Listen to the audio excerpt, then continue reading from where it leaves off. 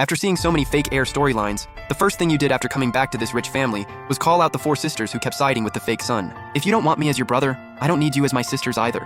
If Chen Yu is the only brother you recognize, then fine, he's your only brother.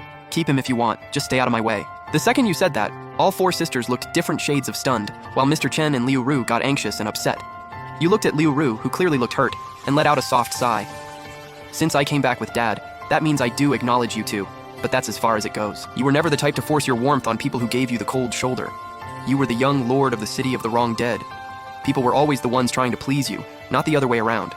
You took over Chen Fan's body and inherited his karma. Since Mr. Chen and Liu Ru truly accepted you, you'd treat them like your own parents. Everyone else? That depends. After a heavy silence, someone suddenly started sniffling. Everyone at the table looked over and Chen Yu said with red eyes, "Mom, Dad, brother, I'm sorry. This is all my fault.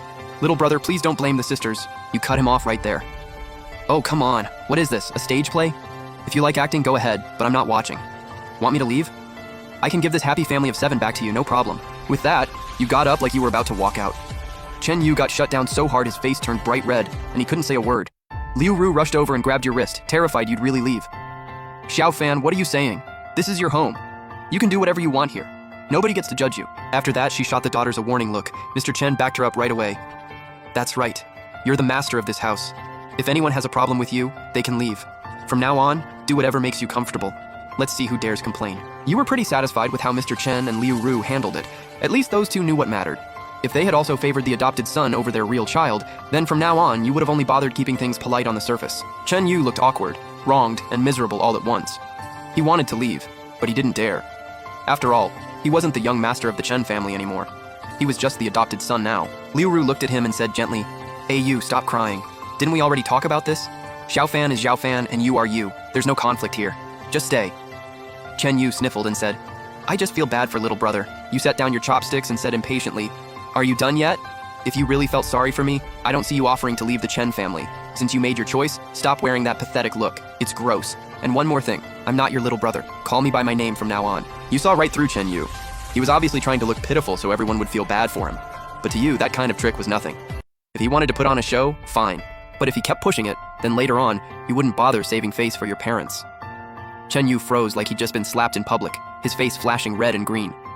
The youngest sister, Chen Jiang, was about to speak up for him, but the oldest sister stopped her. The oldest sister looked at you with obvious curiosity, then smiled a little. "Welcome back. Mom and Dad are right, this is your home. From now on, do whatever feels best for you. You don't need to worry about anyone else. We really did mess up today. We thought you and Dad wouldn't be home this soon, so we went out to handle some things. Don't overthink it. We really are happy you're back." You just gave her a faint glance and said nothing. Seeing the oldest daughter smooth things over, Mr. Chen finally relaxed and told the staff to keep bringing out the food. The kitchen had prepared of dishes and flavors. Then, in the middle of eating, the oldest sister suddenly asked, "By the way, Dad, where did Xiao Fan grow up? What about his old family? What's the plan for that now?" After she asked, she quickly noticed the strange look on Mr. Chen's face and pressed further. You put down your chopsticks, wiped the corner of your mouth and said calmly, "If you want to know, ask me." We lived in a rundown temple on a barren mountain. The conditions were rough and there were barely any visitors, so my master and I mostly just got by. I never really had a formal education. He taught me everything at the temple. I also hardly ever came down the mountain. 3 months ago, my master got too old and sick, and he passed away. After that, I stayed there alone until Dad found me and brought me back. You paused, then added, "The temple's shut down now.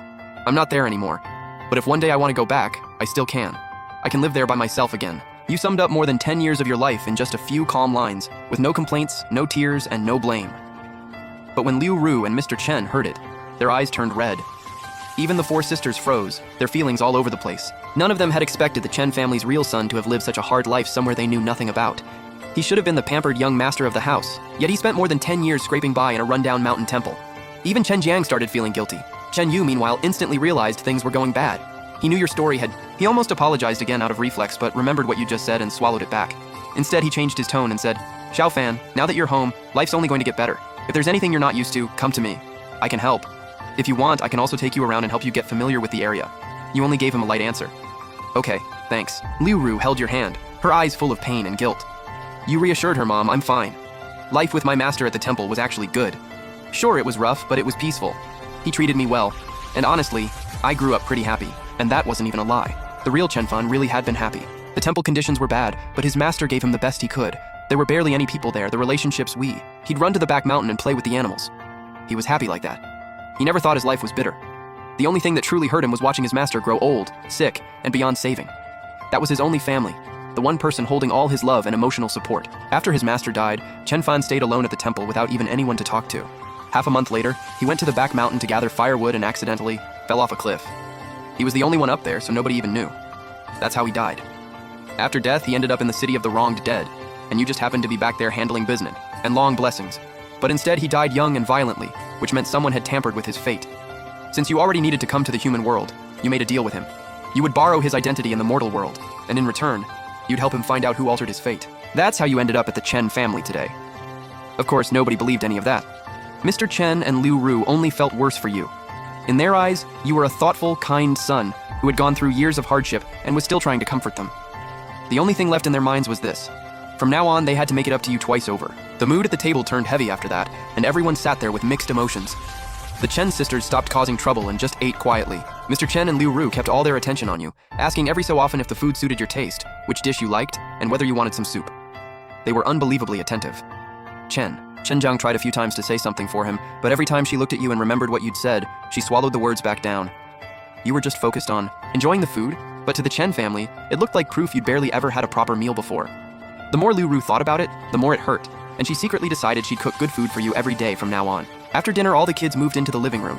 Mr. Chen said it was to bond with you now that you'd come home. You sat in the middle of the living room, and that's where the original text cuts off.